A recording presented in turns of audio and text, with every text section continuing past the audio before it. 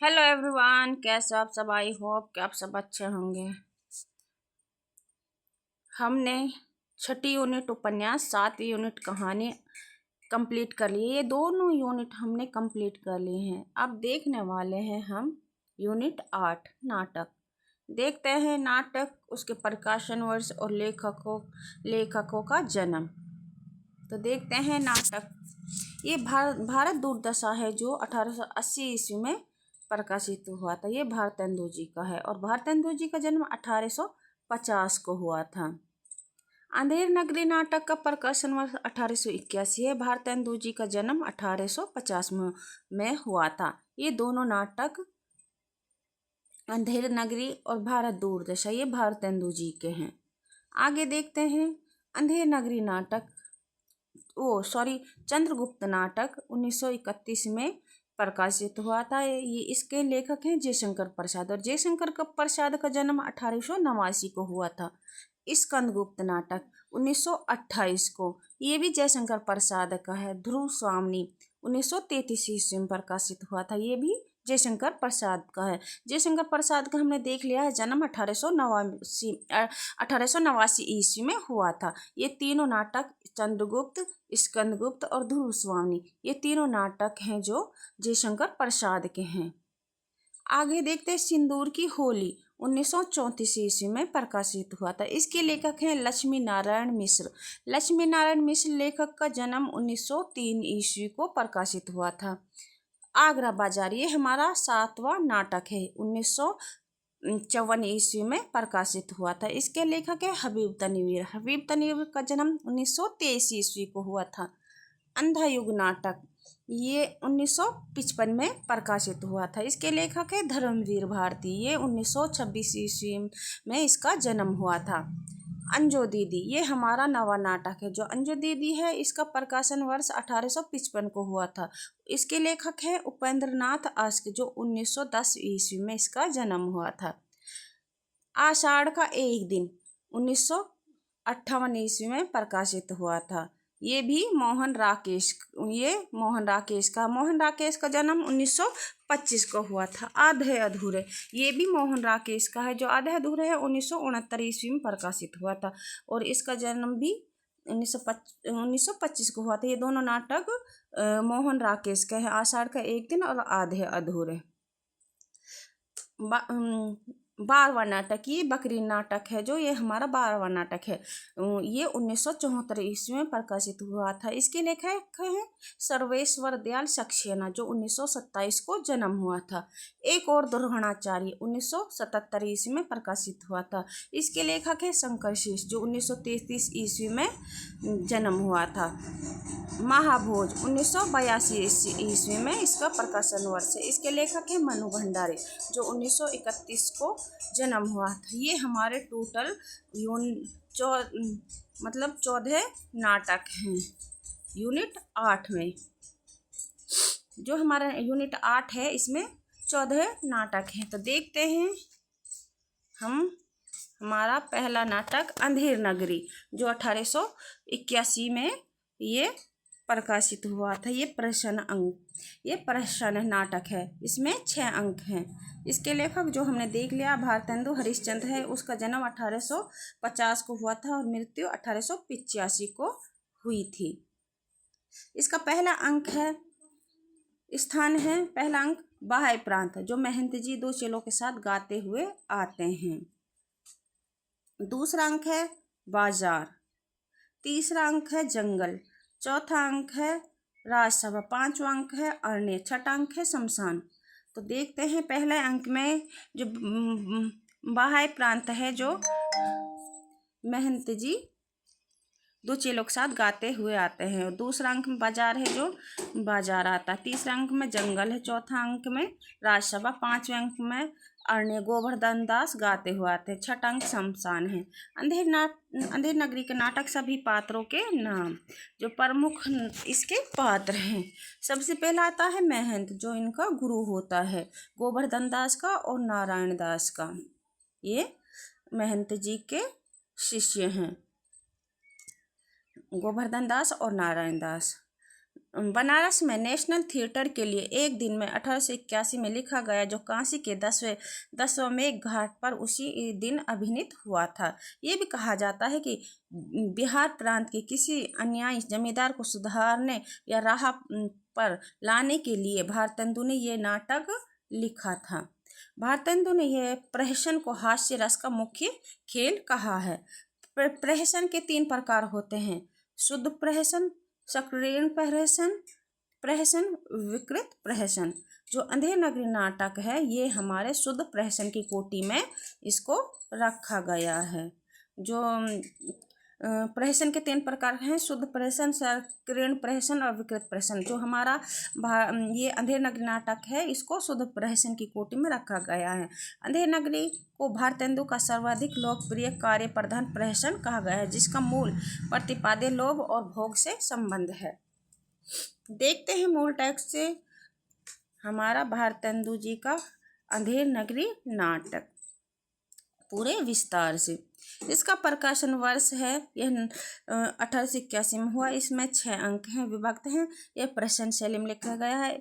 इस नाटक में तत्काल समय में सत्ता की विसंगति, मूर्खता और उससे उपजी परिस्थितियों का व्यंग्यात्मक चित्रण किया गया है।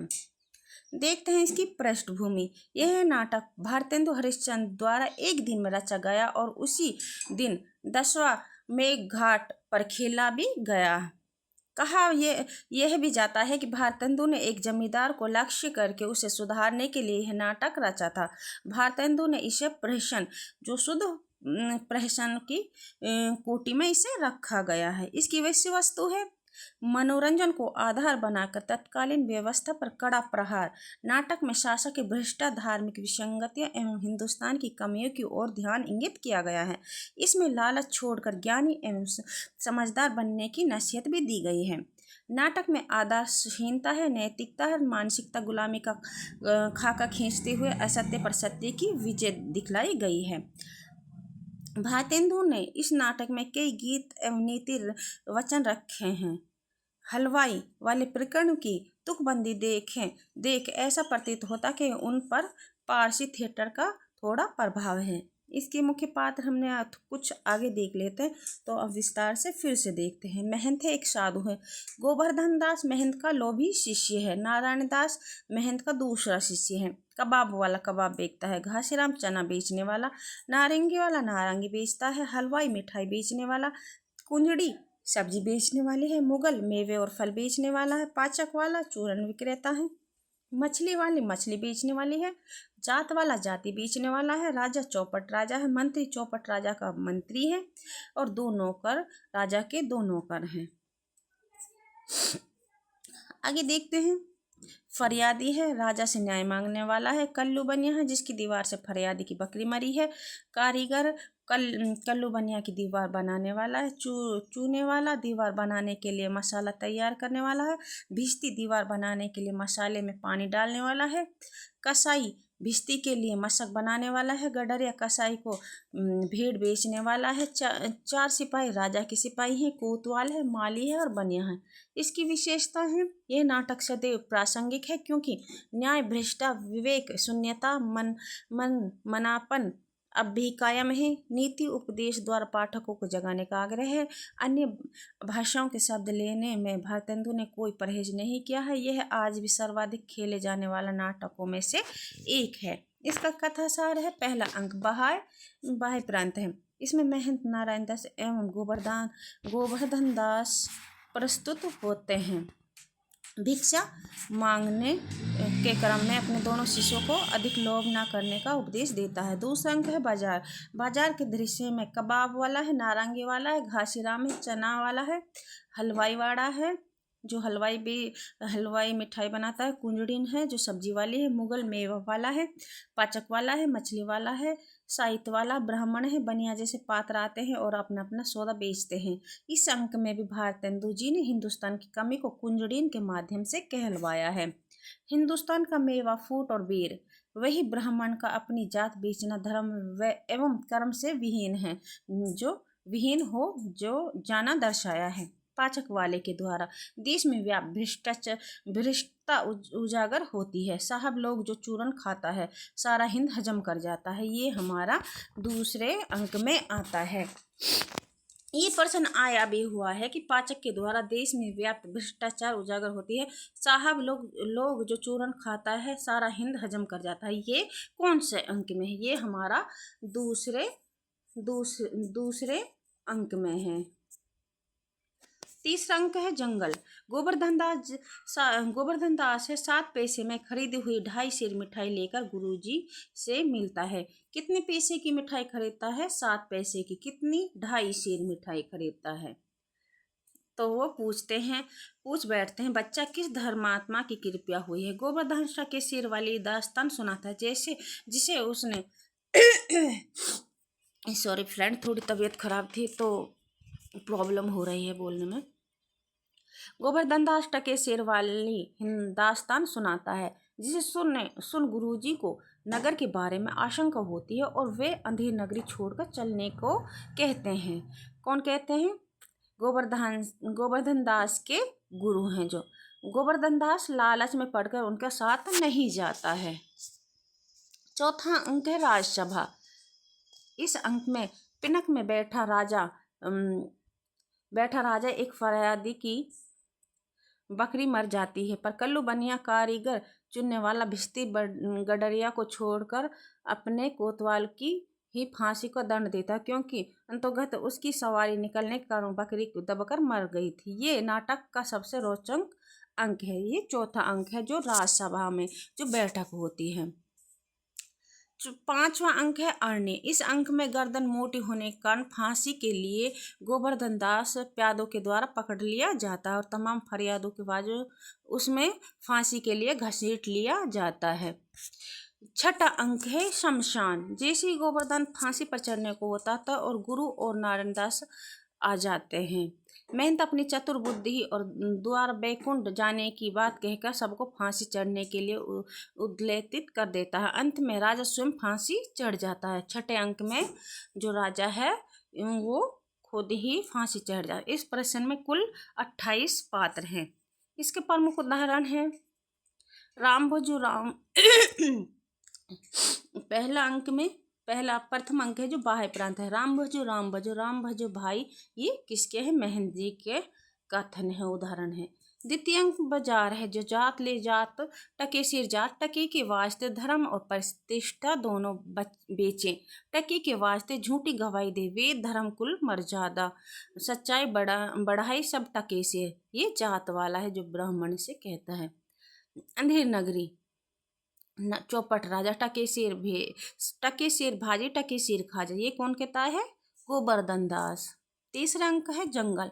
शेष से सब एक से जहाँ कपूर कपास, एक देश कुरदेश में कभू न कीजिए बास, ये महंत जी कहते हैं। चतुर्थ अंक है राजसभा। चुप रहो, तुम्हारा न्याय यहाँ ऐसा होगा कि जैसे जम के यहाँ भी ना होगा, राजा फरियादी से। 5वां अंक है अरण्य। वैश्या जो एक समाना, अंधाधुंध मच्यो सब देशा, मनहु राजा रहत विदेशा, ये गोवर्धन दास है। 6ठा अंक है शमशान। जहाँ न धर्म न बुद्धि नहीं नीति न सुजन समाज, ते ऐसे ही आप हु न से जैसे चौपट राज, ये है 6ठा अंक में महंत जी के। ये हमारा 6ठा अंक जो अंधेर नगरी नाटक है वो हमने इसमें 1881 में प्रकाशित हुआ था, जो अंधेर नगरी भारतेंदु जी का। ये हमने नाटक यूनिट 8 कंप्लीट नाटक पढ़ लिया है, यानी हमने एक नाटक आज की क्लास में कंप्लीट कर लिया है। ये इसके अंक हैं जो मोस्ट इम्पोर्टेंट हैं। इसको हमें अपने नोटबुक में इसे नोट कर लेना है। तो कल की क्लास में आने वाला है भारत दूरदर्शन नाटक।